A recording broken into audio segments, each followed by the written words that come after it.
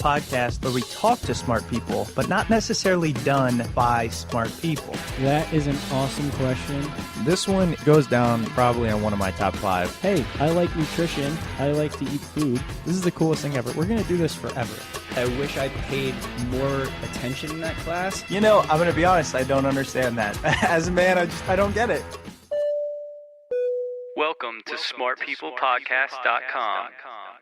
Hello and welcome to Smart People Podcast. These are conversations that satisfy your curious mind, and I am your host, Chris Stemp. Thanks for joining us for another episode. So truly humbled to have our guest this week on the show. We are speaking with General Ann Dunwoody. And you want to know about Ann? She is America's first female 4-star general. Now, for those of you that kind of understand what that means, it's kind of massive, specifically the 4-star general part. But more than that, listen to what she did. When she retired, she was leading a $60 billion enterprise of over 69,000 employees, which consisted of the Army's global supply chain in support of Iraq and Afghanistan. So as you'll hear in the episode, she was in charge of getting everyone in the Army what they needed. Guns, vests, trucks, tanks, food, blah, blah, blah, blah, right? But it was a very long, distinguished career that led to that, and a number of different channels. But on June 23rd, 2008, President George W. Bush nominated General Ann Dunwoody as a 4-star general in the U.S. Army, the first time a woman had ever achieved that rank. So in this episode, we're going to learn about Ann, right? So first of all, what got her there? And what I love, you're going to hear how she didn't plan on going into the Army. Although there were some seeds planted due to probably family ties, which you'll hear about, she was going to be a phys ed teacher. So if you don't know exactly what you want to do, even all the way up through college, still, you can achieve the greatest heights. And I think she gives some really good insight on how to do that. Also, how do you lead people? Because look, you might be leading a small team, a large team, an organization, but are you leading 70,000 people around the globe, getting them all the material they need in life and death situations? Probably not. So I think you can learn something here. General Dunwoody's book is called A Higher Standard: Leadership Strategies from America's First Female 4-Star General. And we touch on some of those leadership strategies, but trust me, the book goes into much more detail, especially because I want to cover all types of things. Leadership, but fear and emotion and all the good stuff that we get into. Excited to bring you this episode. Thank you specifically to General Ann Dunwoody for her service, but really also to all of the men and women out there in our armed forces. Your sacrifice does not go unnoticed, and we greatly appreciate it. Before I turn it over to General Dunwoody, a reminder, if you haven't signed up for the upcoming webinar, why not? Go do it. Go to smartpeoplepodcast.com/Patrick.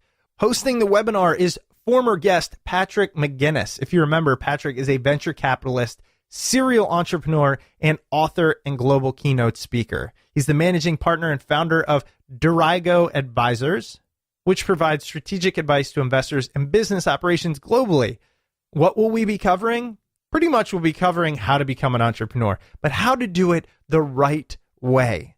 Okay, it's called the 10% Entrepreneur. Live your startup dream without quitting your day job. Head on over to smartpeoplepodcast.com/Patrick to reserve your spot for the webinar happening on Friday, June 3rd at 2 p.m. Eastern Standard Time.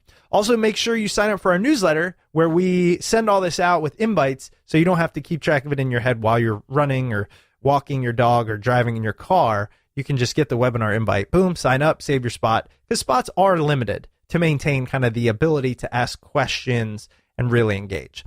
All right, thanks so much again for listening. We are at Smart People Pod on Twitter and smartpeoplepodcast.com. Here it is, our episode with General Ann Dunwoody and her brand new book, A Higher Standard: Leadership Strategies from America's First Female 4-Star General. Enjoy.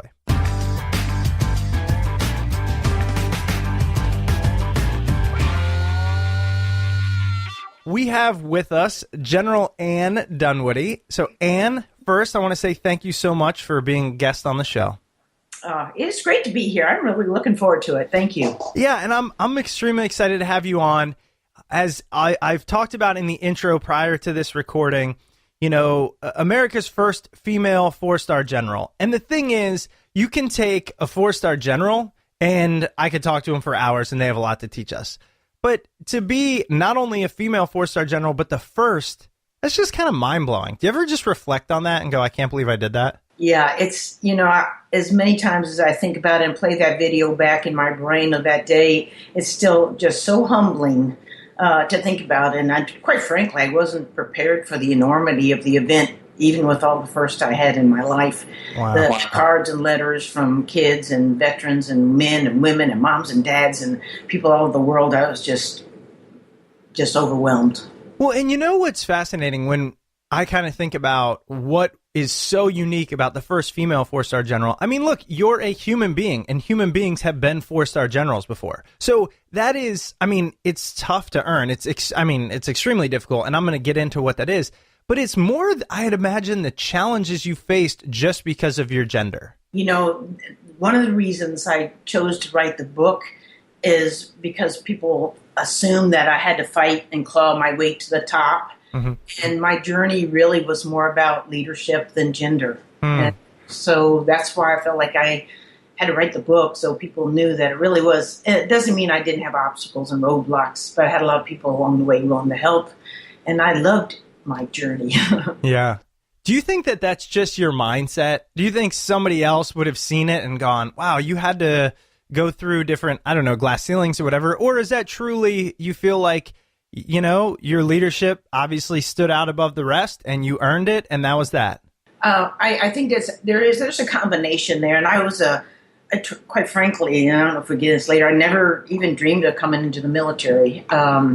Even though I had 4 generations of West Pointers in my family, my big brother, my dad, his dad, and my great-grandfather were all West Pointers, but it never occurred to me even think about coming to the military. I was going to be a coach and a phys ed major from as far back as I can remember. I was a tomboy, loved sports, went to college at Cortland State in upstate New York because it was one of the best phys ed schools in the country. And that's what I always dreamed I was going to do.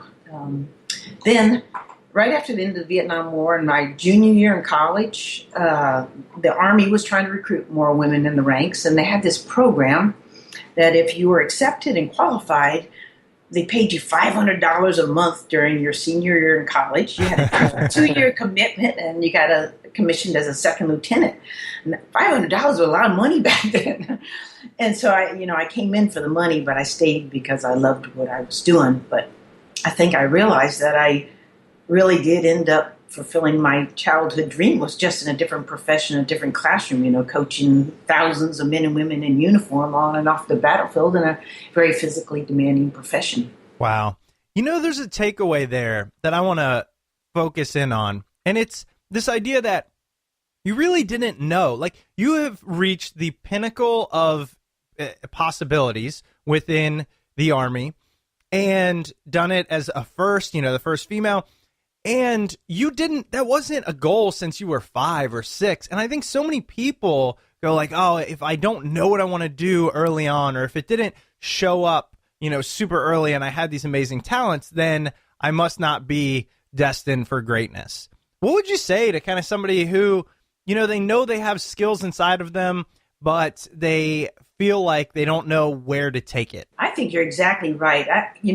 Not everyone figures it out on the same timeline, and sometimes we don't know. We might think we know, and sometimes we're doing something that our mom and dad did and following their footsteps, but it might not be what our real passion is.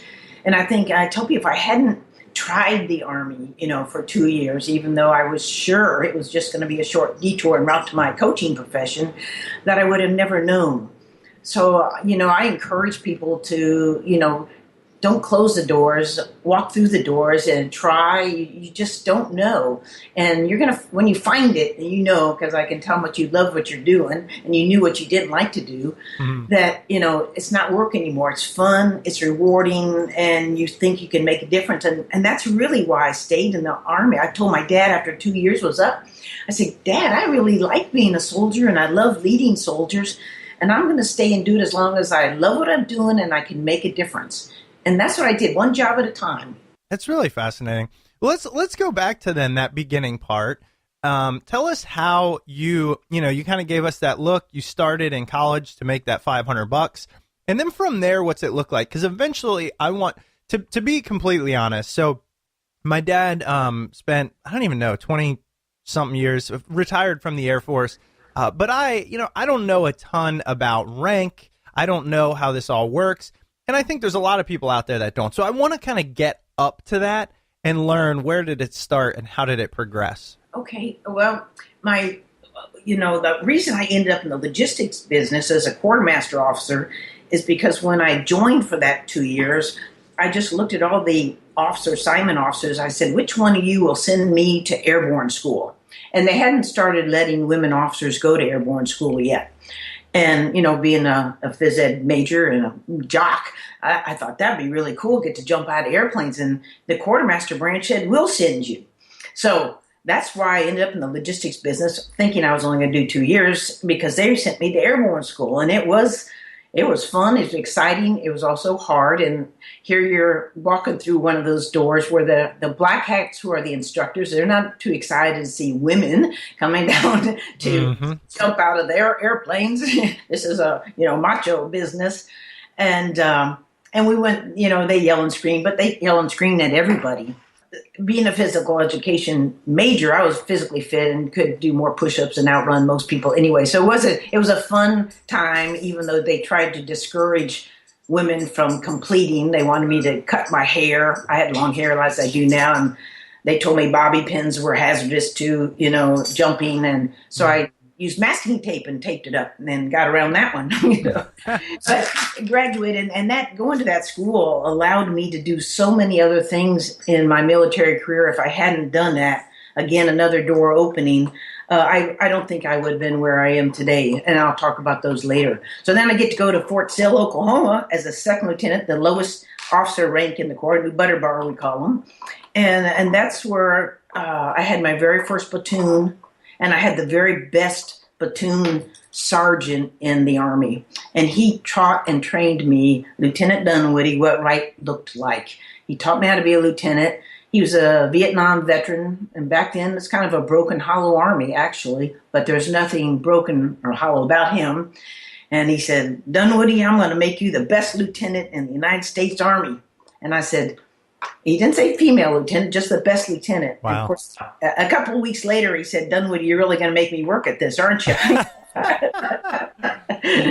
But he taught me the high standards, how to inspect, how to correct, how to counsel, how to write evaluations, how to hold people accountable. And those lessons stayed with me through my whole career, and I think contributed to my success.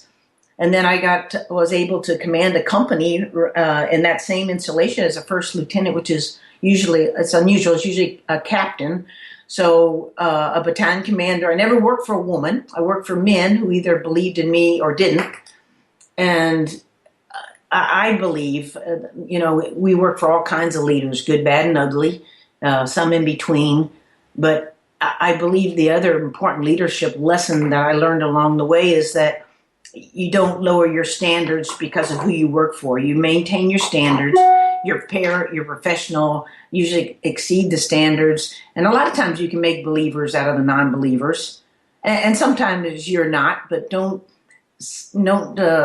resort to name calling or lower your standards to Indian and gossip, which many people do, because it's easy to do when you feel like you're treated unfairly. And so I just say, stay on the moral high ground, do your best, and try to make believers out of the non-believers. Fortunately, I had a lot more believers than non-believers in my journey. It sounds like it. And so, I mean, it sounds like a key part, right, is having the right people believe in you and train you.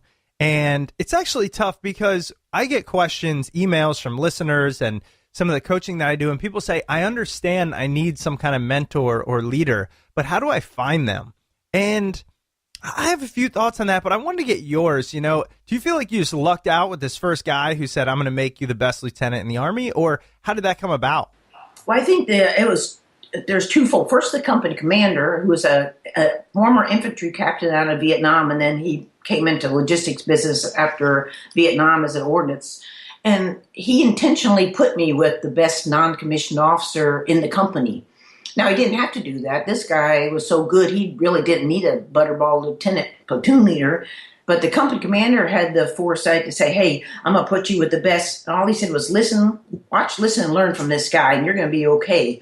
And then I had this best NCO who said, I'm going to teach you. And so it was fortuitous that I had a company commander that didn't see this new female lieutenant come in the company, go away, we're going to put her off in some nothing job, or with someone, to show that they can't succeed. He put me with the best, and the best taught me the best leadership lessons. And I don't think it was by accident. I think it was intentional.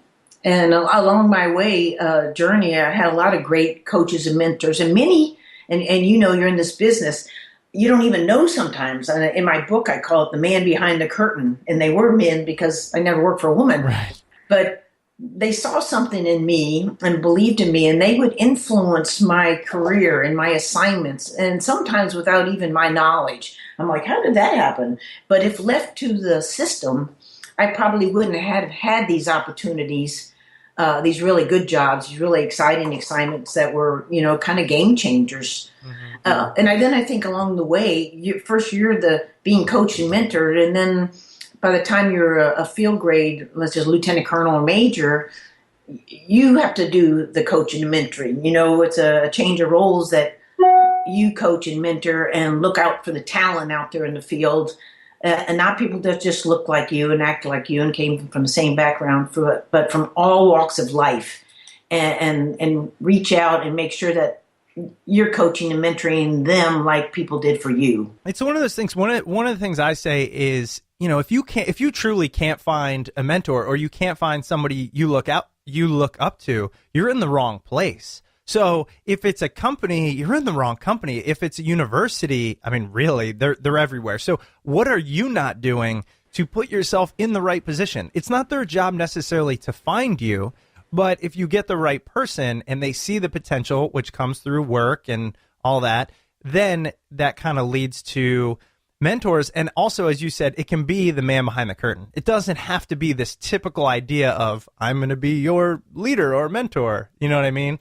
Yeah, I do. And I've worked for people and then found out later that they were tracking me or my career. And when they see something that didn't sound right or look right, they weighed in even without my knowledge, and always for the good, So you're right. It's not always visible, coaching and mentoring, but I think you're right. People want the best athlete on their team. They want the best and brightest. I tell people that just meet the standards, come to work every day, and then there's leaders that exceed the standards. And I always tried to exceed the standards, and I thought as a woman that I would have to do that because to be accepted into this, male-dominated ranks. But what I realized is that all the good leaders that I worked for, all the ones I looked up to, they held themselves to a higher standard also and encouraged their subordinates.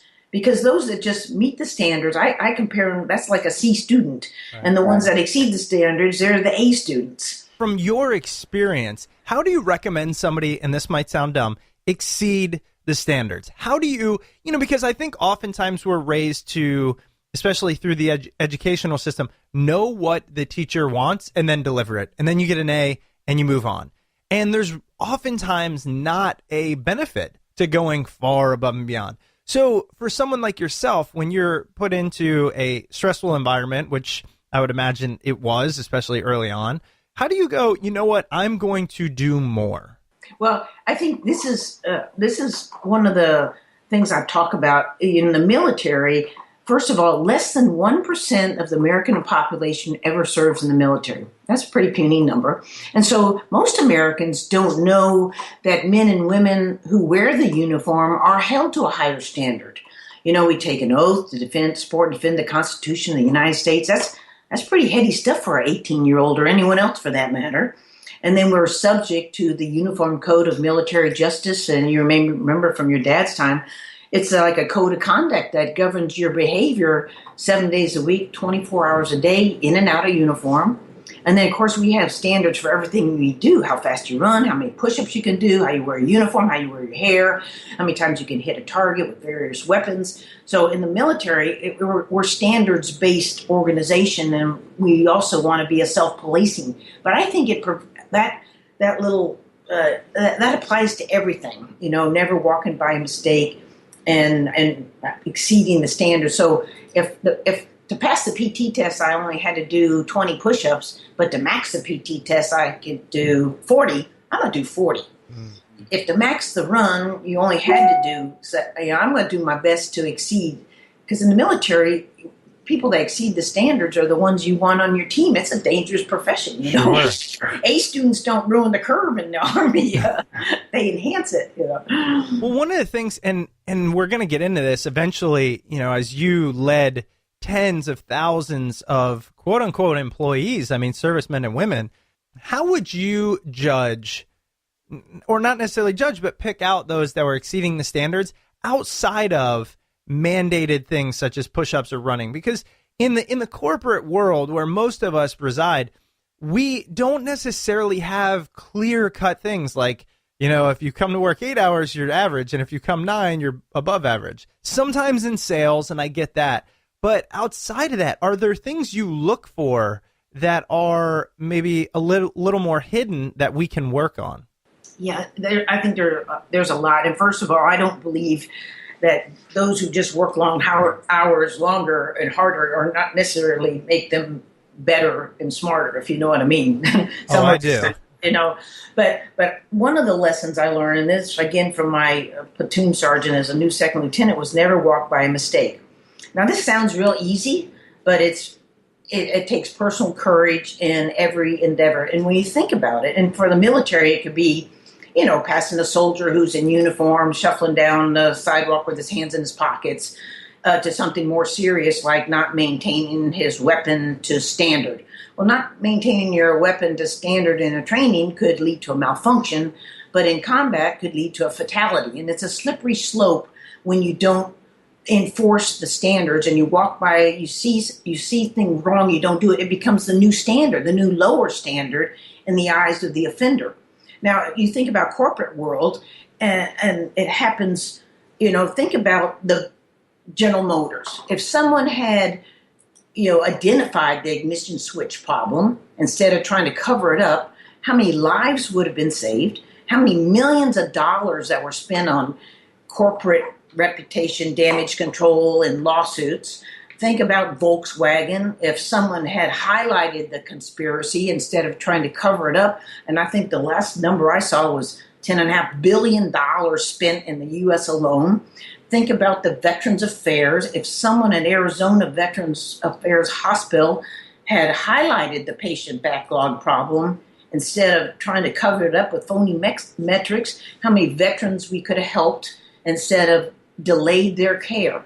So it's a simple principle, but not enforcing the standards, I think, is like a slippery slope that leads to poor performance, bad behavior, and ultimately in our business, people getting hurt.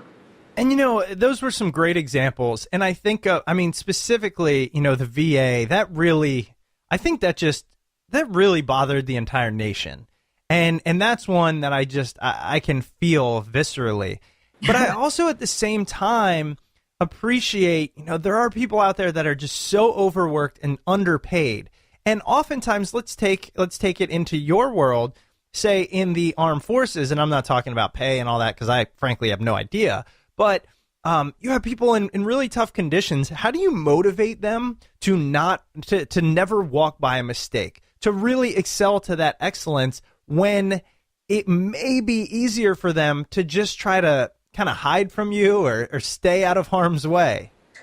Well, first of all, walking by a mistake and making the on-the-spot correction doesn't have to be an ass chewing or, a yelling and a screaming. Sure. It could be educational. Hey, soldier, you didn't know you're not supposed to walk with your hands in the pocket, or you need to have your headgear on, or, if you don't clean your weapon to standard, you might not be able to protect your buddy on the left and the right. And so by using these opportunities, coaching and mentoring, that you can teach, making on-the-spot corrections becomes okay. and your leadership says, hey, that's okay. The boss is doing it. I should do it.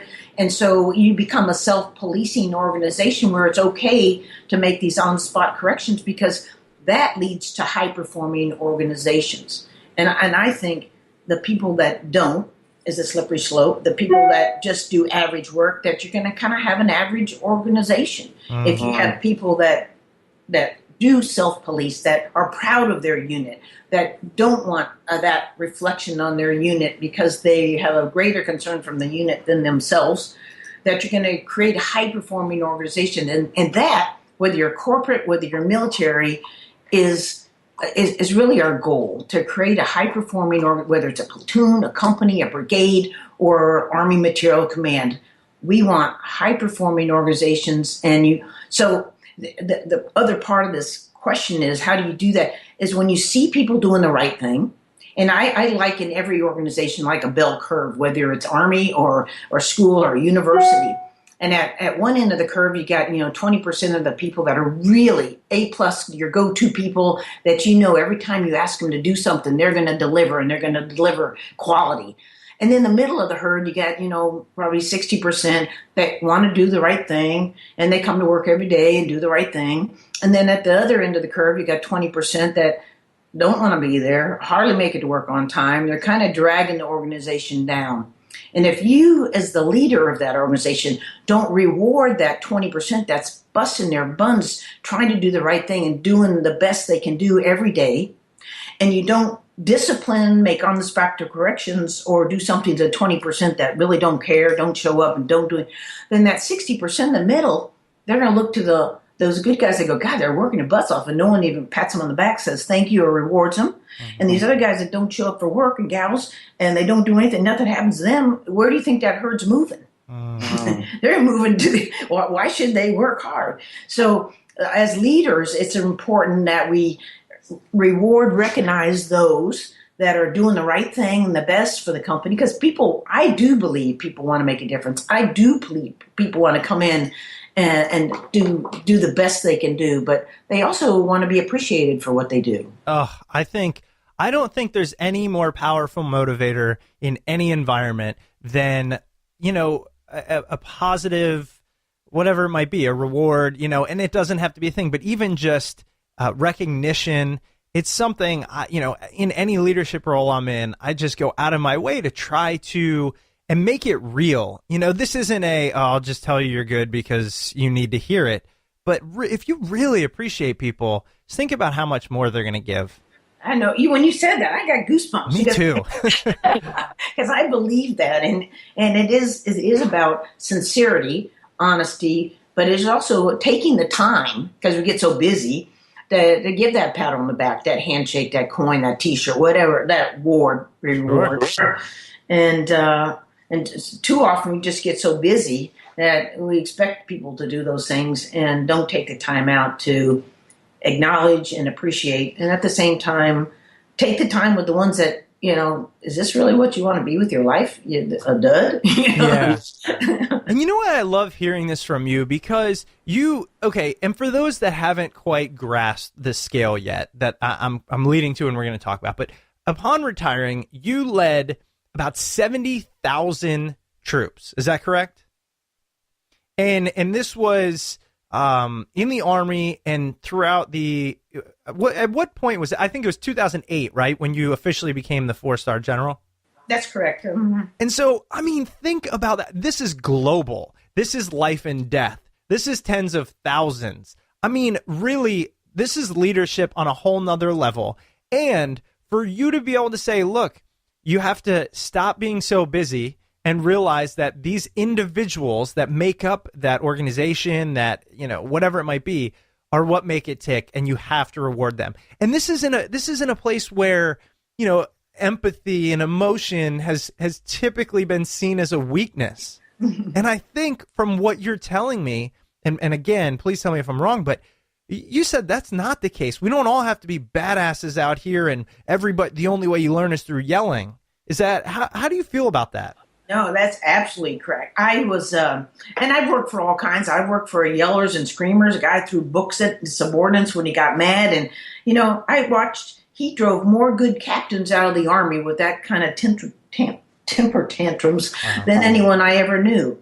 And we ask so much of the men and women in uniform that it is our job as leaders to make sure that we acknowledge and appreciate the sacrifices, especially these days. Man, 15 years at war and these deployments and these young kids and separations, not one Christmas, two Christmases, birthdays, it's just so demanding and so challenging that it's so important. And I spent my whole time as general officer after 9/11. So an Army at war. I've been to Afghanistan and Iraq so many times, and Kuwait. But to see our men and women doing the heavy lifting and making sure that even in the deployed arena that you're out there thanking them for what they're doing and make sure that we're doing everything we possibly can to make their lives better. So I want to really get into what it's like to lead that many people. But for those that don't understand, myself included, what is the difference between just a general? Oh, maybe there's 1 star. I mean, a 2-star, 3-star. Why is 4-star the pinnacle? How do you move up through that? If you could kind of break down in a fairly quick period of time how the responsibilities change and what the scale of rank is to the civilian. I'll do my best. I think making brigadier general, which is 1 star, is one of the toughest cuts in the Army because it's a pyramid like every other organization. There's fewer and fewer, so we have a lot of colonels. And I believe it changes, but the population for colonels being eligible to promotion to 1 star just in the Army is about 2,500 to 3,000, and only 40 are selected. So you can see, and that's once a year. And then to 2 stars, normally you hold a rank for 3 years. It's not a requirement, but usually 3 years, and then you're eligible. But you're actually eligible earlier. But the normal promotion time frame is about 3 years after you've had 3 years in grade.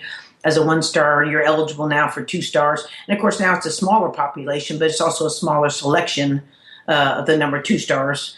And then that is the last. 2 stars is the last actual promotion that the Army actually conducts with their promotion boards and selection boards. The rest, the 3 stars and 4 stars, are appointments and nominations made by the Senate and the President.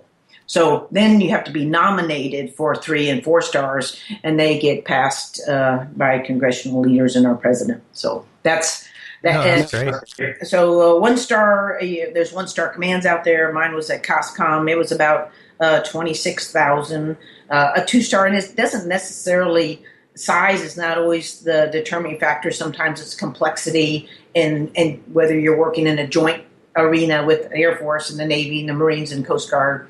And then 3 star, I think I was spent my time in the Pentagon as one of the principal logistics officer for the Chief of Staff.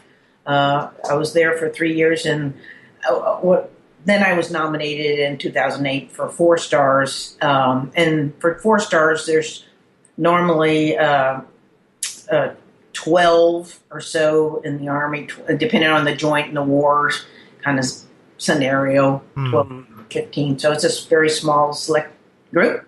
And but I will tell you that with as daunting and as humbling as the Army Materiel Command sounds, with almost 70,000 people and $60 billion, you look, you go, oh my gosh, that's daunting. But the Army prepared me well through assignments, through coaching, and through schooling and professional development. So it sounds scary, but I felt very prepared. Right. Well, and if any place is going to train you to be a leader, I feel like it would be, the armed forces. So let's talk about it. You make it to that pinnacle. It's great. You have 70,000 people below you. What exactly what does that mean? Because, you could have a CEO of a company, a COO, a CTO, and they're all kind of chief executives. So maybe they're considered kind of generals of their organization. I'm trying to make an analogy here for us laymen, but very different jobs. So what was yours, and how might that differ from, if there is, somebody equal in status, if that even exists? No, it does. Matter of fact, when I went down to Coca-Cola Company with Muhtar Kent, I did a speaking engagement with him, and we were kind of comparing our companies, and they're very similar in size, in global, in mission, because he's located in countries around the world. Their revenues were generally about the same. The size was generally the same, and they did distribution, which is what Army Material Command, we used to say, if a soldier eats it, flies it, wears it, drives it, shoots it, Army Material Command, we provide it. We're the sustainers for the Army. That was the role of our command. The difference between, as I told Muhtar Kenneth, between the two is they're not getting shot at or distributing their products, normally. Yeah. So you were in charge of getting everything needed to all of the folks in the Army. That's correct. And when you think about Afghanistan, which is a landlocked country, the size of Texas, with less than 2% of its road network paved, so we're talking very primitive. And now you're talking about supplying forces over there in this landlocked country by ship, carefully providing the supplies, keeping the days of supplies low. And some places on these mountaintops in Afghanistan, it's 20,000-foot mountains down to, low levels. It's hard to even describe this country. So we're using mules. We're using air delivery, airdrop parachutes to get supplies to folks all over this country in order to enable them to do their job. Wow. And now I'm thinking, I would imagine, and again, I don't have a lot of experience or knowledge here, but that job became so much more complicated and difficult with this specific war due to things like IEDs and the way that the war was being fought than perhaps ever before. Is that a fair assessment? You're absolutely right. In the old days, even Desert Storm, we were a very linear battlefield where, the combat arms, infantry, armor were up front in the front lines, if you will. And then further back, combat support, and then folks like myself in the rear area, which was kind of considered pretty safe, although, of course, there could be subject to attacks. But today, no one is safe. There's no safe spot on the battlefield. It's asymmetrical, is how we describe today's fight, and the enemy is in and around, and they are everywhere. And the Army took this very seriously because in the old days, the funding went to training combat arms on, shooting weapons, experts, snipers, gunnery tables. And folks like myself, we'd qualify, once or twice a year. And that would, kind of more of a, I say, box check, if you will, to every soldier as a rifleman first. Meaning you have got to be able to defend yourself in today's environment. And we're expending the time, the training, the energy, and resources to ensure that everyone on that battlefield, regardless of your branch, is trained to do just that so that we take them over and we bring them home alive. Right. Wow. And what was the greatest challenge to the job of supplying the Army with all of their necessary tools all throughout the globe? Everyone says challenge. I thought it was so much fun because it was a challenge, and I see challenges as opportunities. And it wasn't me. It was this huge team of great logisticians from all walks of life, from all organizations, pulling together in the same direction. And it's amazing how combat and war can unite folks, to do their best. And I remember one of the probably most challenging, but also, again, exciting, was that we had to conduct the largest deployment and redeployment of forces since World War II, when we were coming in and out of Iraq in a 90-day period. So 8 of 10 divisions were moving in and out of Iraq at the same time through one port. So it's kind of choreographed, synchronized ballet, Ship comes in, offloads, reloads, and you keep them going, and you have to do, like you would do in the corporate world, kind of a perk chart, know where the choke points are and figure out what's going to keep you from being successful or meeting that timeline. And the funny things were things like wash racks, because you had to have these things absolutely spotless clean to get through customs to come home. And you had to get through customs. And the number of berths that you had. So we drank a lot of teas with the Kuwaitis to be able to get more berths. And, it was Wait, I'm like, sorry. What was that? What was the thing about the tea? when you're negotiating with Kuwaitis, and they drink a lot of tea over there. That's what you would call it, drink a lot of tea. That's your social thing, And that was to get berths? Well, yeah, we were, with the sheiks that ran the ports. You'd say, hey, we only got 3 berths. We really need 5 to bring the ships in. And so I say that lightly, but, you go and talk to them about what do we need to do to get these extra berths so we have enough spaces and berths for the ships to be able to come in, offload, reload, and get out and meet this timeline. Interesting. So you would do a lot of negotiations like that. And they're very supportive and very friendly. And I tell people, if we hadn't, you didn't read a thing about it because it worked so well due to these great folks all throughout the whole chains of supply chain making it work. Because you certainly would have read about it if we didn't make it work. Sure.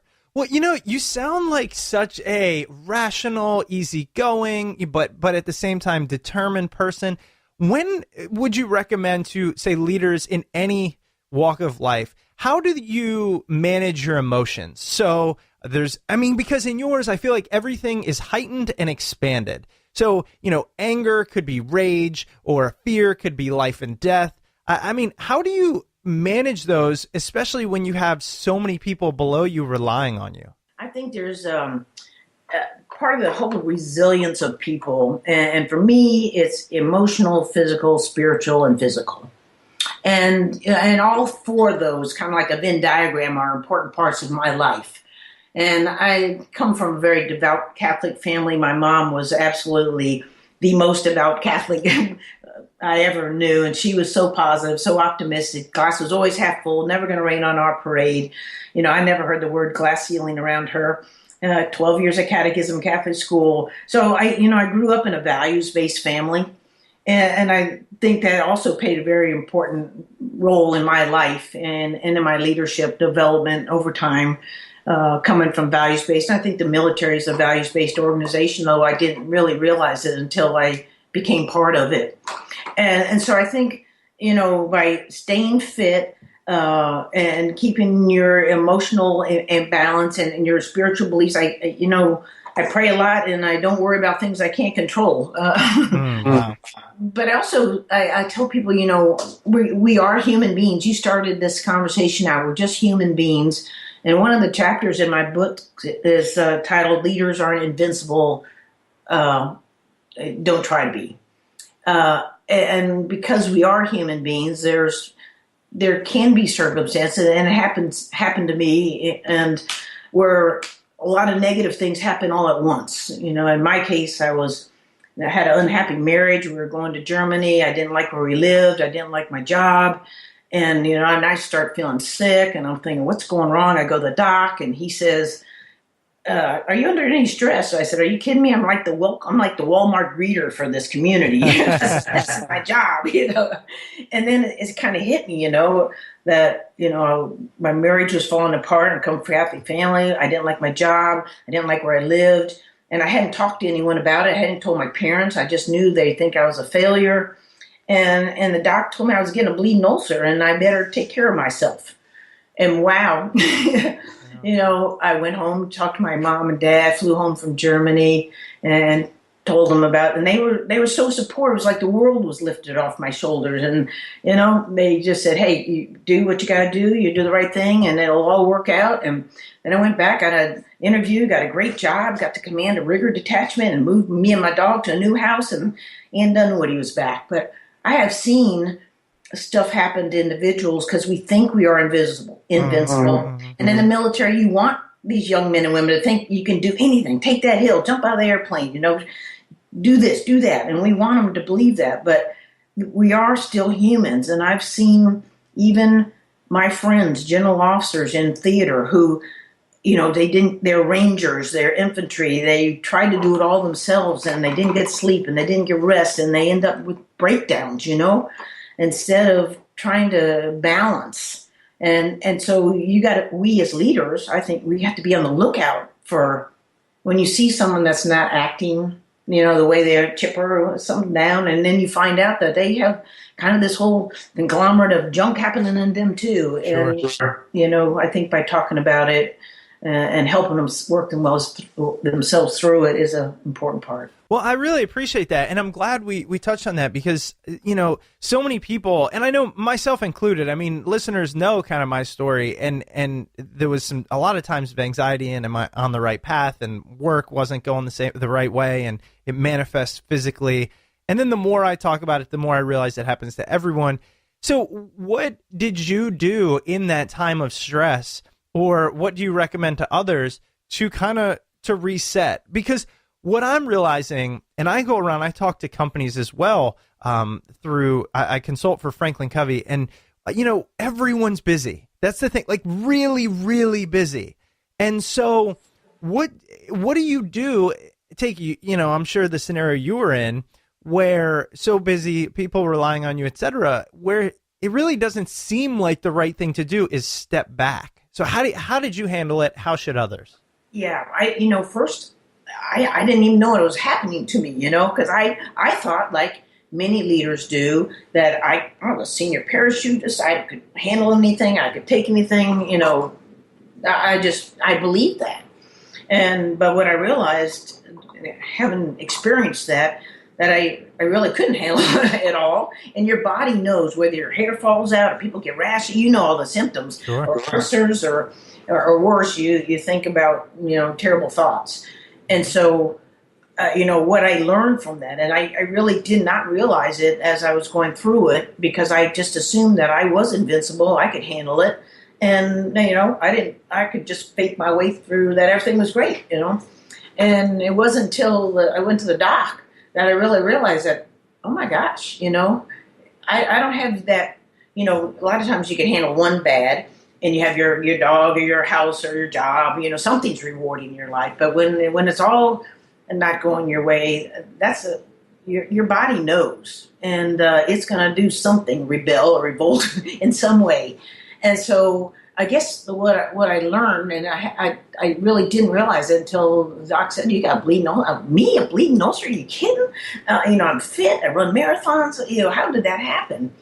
And it was just trying to absorb all this stuff and keep it inside that I realized, okay, I have to deal with my marriage, and I did. And I would deal with my family, and I did.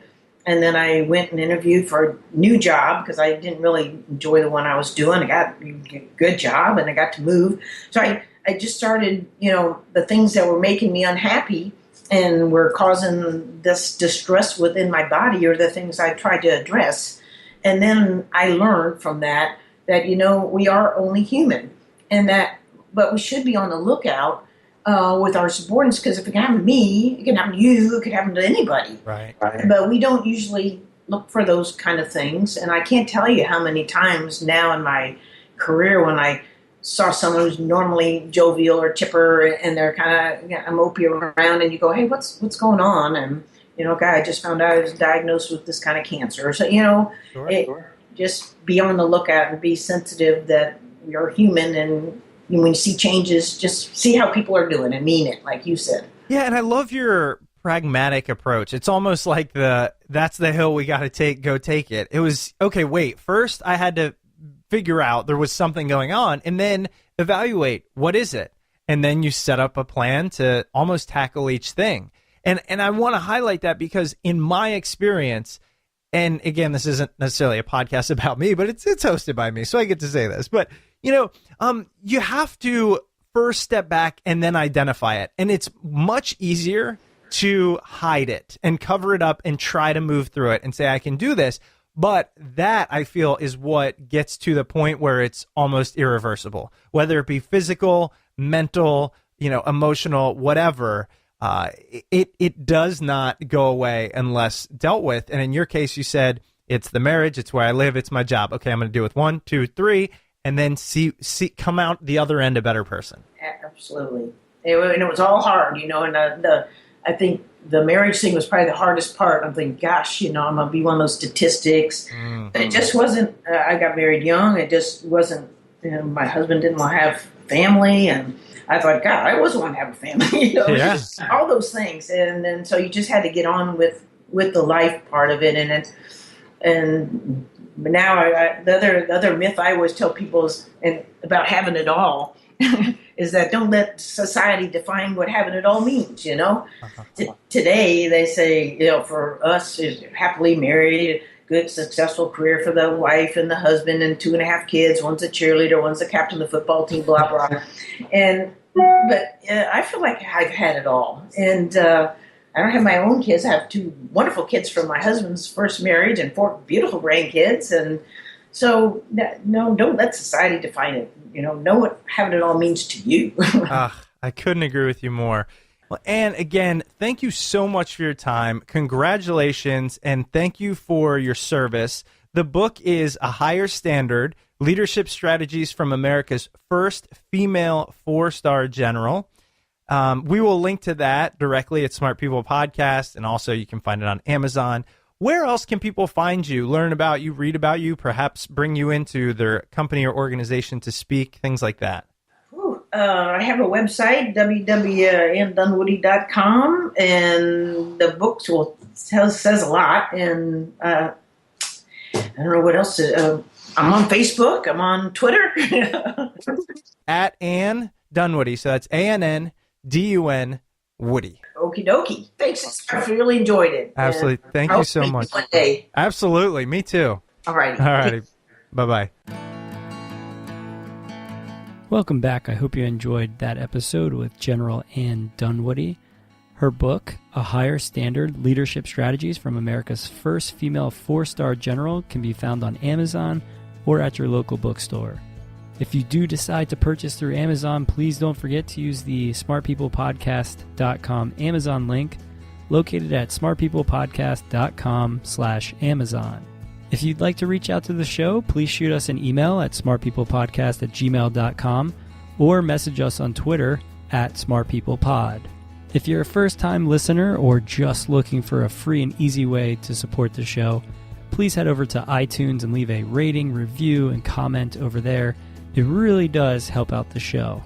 Please stay tuned to all things Smart People Podcast by heading over to smartpeoplepodcast.com. We've got a lot of great stuff coming up, and we will see you all next week.